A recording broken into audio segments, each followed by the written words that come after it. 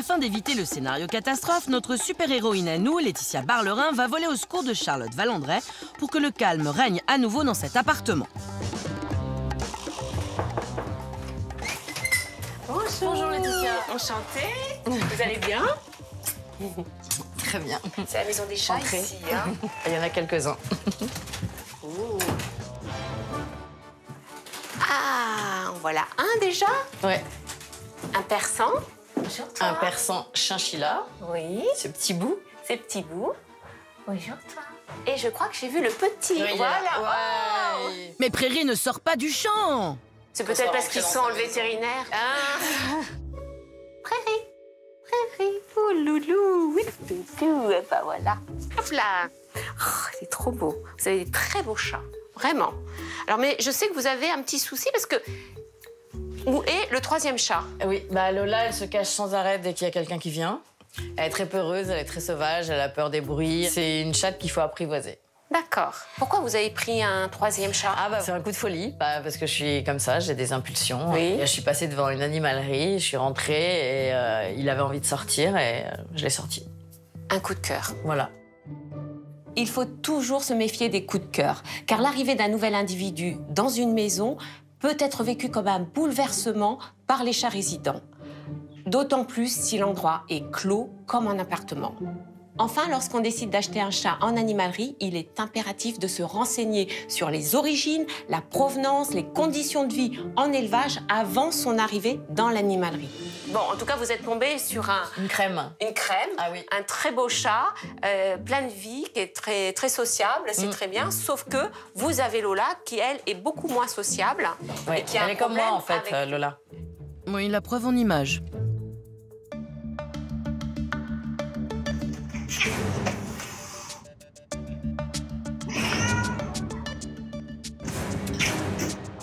Ah, ok. Alors, c'est vrai que c'est pas le grand amour entre eux, d'après les vidéos que je vois. Ce que je vois, moi, c'est que Lola fait des menaces pour mettre à distance le petit. Oui, c'est ça. Hein? Je peux vous dire que quand un chat lance la patte, il atterrit toujours là où il veut. Ah d'accord. Donc là, c'est vraiment gentil ce qu'elle fait. Mais c'est pas une méchante, en fait. C'est pas une méchante. Non, non. Je pense qu'elle est jalouse et qu'elle elle a envie de m'avoir pour elle toute seule.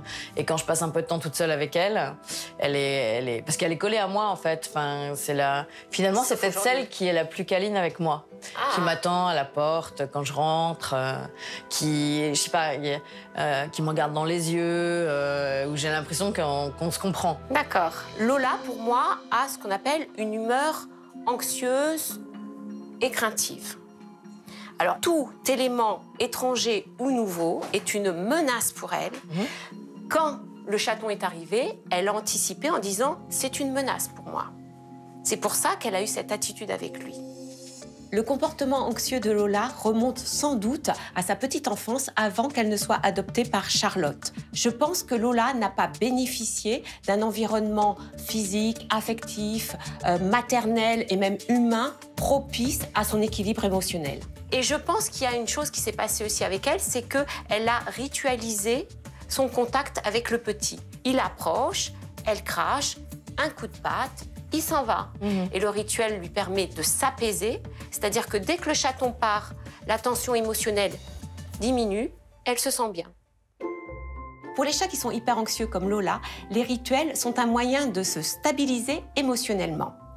C'est pour ça qu'il faut mettre en place des rituels positifs, des moments entre Charlotte et Lola, pour que Lola puisse se sentir mieux et apaisée. Moi, je serais vous pour vraiment apaiser Lola, pour qu'elle ait un moment privilégié avec vous. Peut-être que je ne la prendrai qu'elle le soir dans le lit. Ah, je vais essayer ça. Vous allez voir qu'elle va changer. Elle va être détendue dans la journée.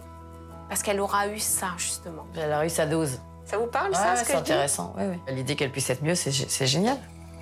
Moi, je suis très optimiste.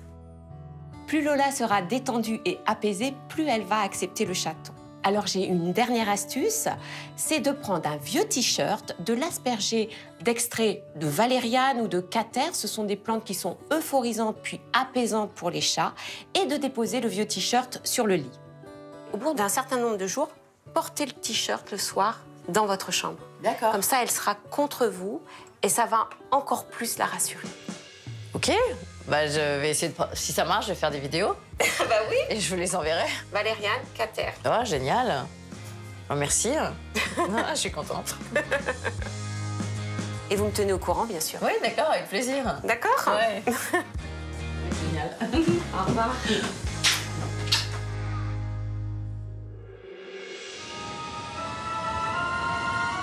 Tiens, des briques rouges, nous sommes de retour dans le Nord. Et si Laetitia s'est déplacée jusqu'ici, ce n'est pas pour du pipi de chat. Enfin si, un peu quand même. Rappelez-vous, Shirley, la propriétaire de Merlin et de Narnia, nous a appelés au secours car cette dernière avait la fâcheuse tendance à prendre le canapé pour sa litière. Mais il est grand temps pour elle de perdre enfin cette habitude. Bonjour Charlotte. Bonjour Laetitia. Ça va? Oui, très bien, et vous? Oui. Alors, je viens de croiser Merlin en train de buller sur le gazon. Ah bah oui, il fait très beau aujourd'hui, donc il profite. Il profite. Alors, bien sûr, je viens pour Narnia. Oui, évidemment. Allons-y. Alors, on va commencer d'abord par La litière. la litière. La vraie litière. La vraie litière. OK? On y va.